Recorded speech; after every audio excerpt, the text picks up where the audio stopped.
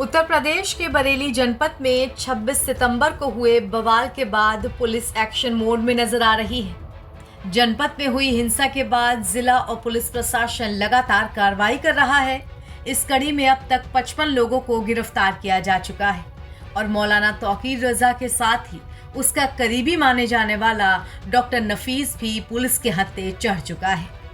अब पुलिस ने उस दिन के पूरे वाक्य को सिलसिलेवार तरीके से बताया कि हिंसा की प्लानिंग किस तरह से की गई और कैसे आरोपियों ने बड़े शातिर तरीके से पुलिस और बुलाई गई भीड़ दोनों को ही धोखे में रखा।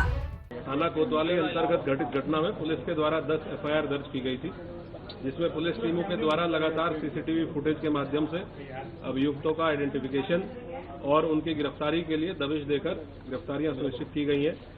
इस क्रम में आज कुल 28 अभियुक्त गिरफ्तार किए गए हैं, जिसमें थाना क्षेत्र कोतवाली की पुलिस टीम के द्वारा 13 अभियुक्तों को गिरफ्तार किया गया है। थाना बरादरी की टीम के द्वारा 15 अभियुक्तों को गिरफ्तार किया गया है। जो थाना कोतवाली के द्वारा 13 अभियुक्त गिरफ्तार किए गए हैं उनके नाम मैं पढ़ देता हूँ।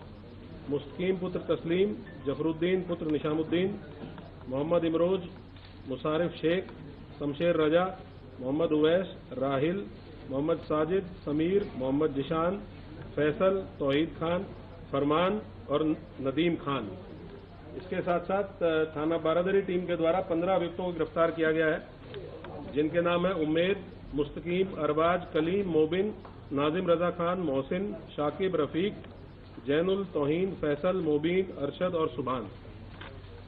इसमें सबसे प्रमुख गिरफ्तारी जो इस पूरी घटना के प्रमुख साजिशकर्ताओं और घटना को कारित करने वाले लोगों में से एक है नदीम खां पुत्र केसर अली, निवासी बिहारीपुर, करोलान, थाना कोतवाली।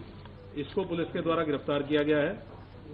इसके पास से पुलिस ने उस घटना में पुलिस की पेट्रोलिंग यूनिट से छीना गया एक हैंडसेट मोटरोला कंपनी का बरामद किया है, जो इसने घटना के दौरान पुलिस की टीम से छीना था, वो इसके पास से बरामद हुआ है।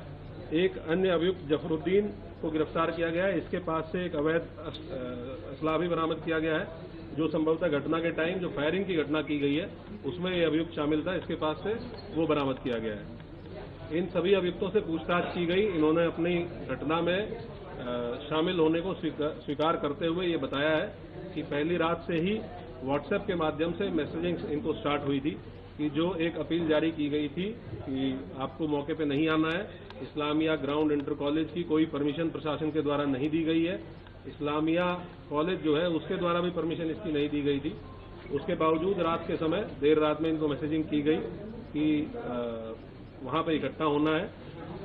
इस तरह की मैसेजिंग के बाद ये धीरे धीरे व्हाट्सएप ग्रुप्स में जब ये वायरल होने लगा, इसकी मॉनिटरिंग भी हम लोगों के द्वारा की जा रही थी। इसीलिए पुलिस टीम पहले से सतर्क भी थी और हम लोगों के द्वारा पर्याप्त डिप्लॉयमेंट इस पॉइंट ऑफ व्यू से किया गया था। जो नदीम खां इसमें गिरफ्तार हुआ है, इसका महत्वपूर्ण रोल प्रकाश में आया है। इसने बताया है कि पहले दिन जो अपील जारी की गई थी, जिसमें लिखा गया था, एक लेटर हेड पे अपील जारी की गई थी, जिसमें नदीम खान के साइन थे और डॉक्टर नफीस, इन दो लोगों के साइन थे। एक तीसरा व्यक्ति लियाकत खां के साइन थे। लियाकत इनकी पार्टी का एक पदाधिकारी है, लेकिन इन दोनों के द्वारा लियाकत का फर्जी साइन करके और वो लेटर हेड इनके द्वारा जारी किया गया था। ये इन्होंने बताया है पूछताछ में, प्राथमिक पूछताछ में। इसको क्रॉस चेक कराने के लिए हम लोगों ने लियाकत के लिए भी अपनी टीम लगाई है, वो हिरासत में लेकर इसको क्रॉस चेक करेंगे। ये अपील जारी करने के बाद नदीम के द्वारा आईएमसी के व्हाट्सएप ग्रुप में लगभग 1:30 बजे के आसपास ये सूचना प्रसारित की गई कि जो अपील जारी की गई है उस अपील का फोटो डालते हुए ये सूचना प्रसारित की गई कि ये अपील पे हम लोगों के सिग्नेचर नहीं है और ये सिग्नेचर फर्जी है। तो ये पुलिस और पब्लिक दोनों को गुमराह करने का प्रयास इसके द्वारा किया गया। हमारी जो मीडिया सेल थी, साइबर सेल थी, इनके पास ये तत्काल सूचना आ चुकी थी रात के टाइम ही, और हम लोगों ने उसी टाइम इस पर काम करना शुरू कर दिया था कि जिस व्यक्ति ने साइन करके अपील 2-2.5 घंटे पहले जारी की है, मीडिया हाउसेज को भेजी है, प्रिंट मीडिया को भेजी है, वही व्यक्ति अपना जो इन हाउस व्हाट्सएप ग्रुप है संगठन का, उस ग्रुप पे अपने मोबाइल नंबर से ये लिख रहा है कि ये अपील फर्जी है और इस पे हम लोगों के सिग्नेचर नहीं है। तो इस तरीके से इनके द्वारा पुलिस प्रशासन और पब्लिक तीनों को गुमराह करके और इस घटना में लोगों को प्रतिवाद करने के लिए उकसाने का प्रयास किया गया। उनके साथ कुछ और भी अन्य साथी इस पूरी प्लानिंग में शामिल थे। उन लोगों के भी नाम हम लोगों की इन्वेस्टिगेशन में प्रकाश में आए हैं, उनको भी हम लोग अतिशीघ्र गिरफ्तार करेंगे। इसके साथ साथ और भी जितने अभियुक्त हैं इसमें दो तरह के बेसिकली अभियुक्त हैं जिन पे हम लोग काम कर रहे हैं। एक ऐसे लोग जो पर्दे के पीछे रह के इस साजिश को अंजाम देने में लगे हुए थे और जिनके द्वारा ये साजिश रची जा रही थी, और ऐसे लोग जो मौके पे आके जिनके द्वारा पुलिस के साथ, प्रशासन के साथ नियम कानून को तोड़ा गया, पथराव किया गया। इन सभी की गिरफ्तारी हम लोग लगातार कर भी रहे हैं और आगे भी गिरफ्तारी सुनिश्चित करेंगे। गिरफ्तार हुआ था और जब नदीम को गिरफ्तार किया गया उसने क्या बताया, वो क्यों भागा हुआ था, कहाँ भागा हुआ था? नदीम को छीनने के पीछे मकसद क्या था? हैंडसेट छीनने के पीछे एक ही मकसद होता है। जब भी इस तरह की घटनाओं में हैंडसेट छीना जाता है तो वो ये आदमी ये देखना चाहता है कि पुलिस क्या बातचीत कर रही है, क्योंकि वो हम लोगों का एक ऐसा चैनल है जिसपे हम लोग फोर्स को कहाँ पे भेजना है, किस तरीके से भेजना है, इस तरह की चीजें या कोई घटना अगर होती है उसका भी प्रसारण वायरलेस सेट पे किया जाता है। तो संभवतः यही एक मकसद रहा होगा कि इसके द्वारा। और दूसरा ये भी है कि अगर पुलिस के जो हमारा पेट्रोलिंग यूनिट है उसके पास से हैंडसेट चला जाएगा तो वो पेट्रोलिंग यूनिट फिर कम्युनिकेट नहीं कर पाएगी कंट्रोल रूम के साथ, तो जिससे कि पुलिस का जो अलग अलग पेट्रोलिंग पार्टीज हैं उनको अलग अलग किया जा सके। इसके पीछे संभवतः यही एक मकसद रहा होगा। नदीम को थाना क्षेत्र कोतवाली से ही गिरफ्तार किया गया है और इसके और भी जो अन्य साथी हैं, कुछ ऐसे नाम हैं जो इसने हम लोगों को बताए हैं, जो प्रकाश में आए हैं इनकी पूछताछ से, उनके लिए भी हमारी टीमें लगी हुई हैं। जल्दी ही गिरफ्तारी सुनिश्चित करेंगे। सर, इन्होंने व्हाट्सएप से कॉल करके किस तरह से लोगों से बात की थी, कितनी कॉलें हुई थी, कितने मैसेज हुए थे लोग भड़काने के लिए? जो दो लोग जेल गए हैं, फरत और फरमान, जो फाइक एनक्लेव में रहने वाले हैं, फरत और फरमान का बहुत महत्वपूर्ण रोल था अगले दिन सुबह वीडियो को सर्कुलेट करने में। जो सुबह 10 बजे एक वीडियो सर्कुलेट की गई कि किसी भी प्रकार का कोई कार्यक्रम वापस नहीं किया गया है और पूर्व निर्धारित तरीके से कार्यक्रम होगा, इस वीडियो को बनाने में और उसको सर्कुलेट करने में और लोगों को फोन कर करके व्हाट्सएप के माध्यम से ये अवगत कराने में कि भाई आपको इकट्ठा होना है। इसमें जो फरत नाम का व्यक्ति है जो जेल गया है, फाइक एनक्लेव का रहने वाला, और उसका लड़का फरमान, इन दोनों लोगों की बहुत महत्वपूर्ण भूमिका थी। ये ऑलरेडी जेल जा चुके हैं। ये बात भी इससे पूछताछ में हम लोगों के प्रकाश में आई है, जो और अभियुक्त पकड़े गए हैं उनसे प्रकाश में आई है और ये उनसे तस्दीक भी हुआ है।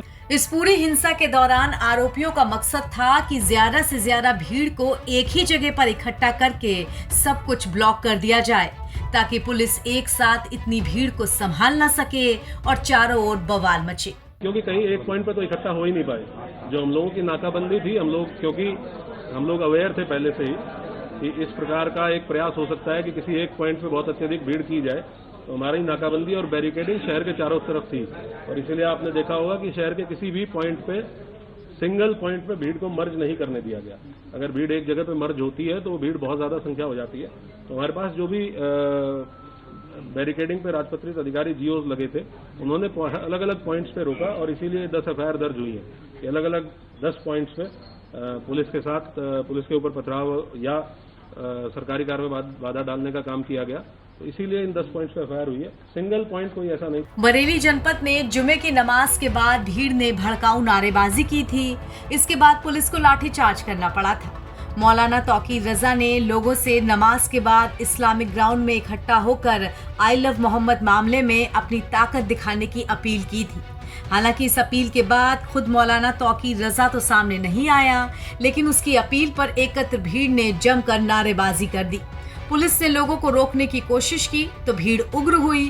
भीड़ की तरफ से पुलिस पर पत्थरबाजी की गई, जिसके बाद पुलिस ने भी लाठीचार्ज करके भीड़ को तितर-बितर किया था। नवभारत टाइम्स की रिपोर्ट।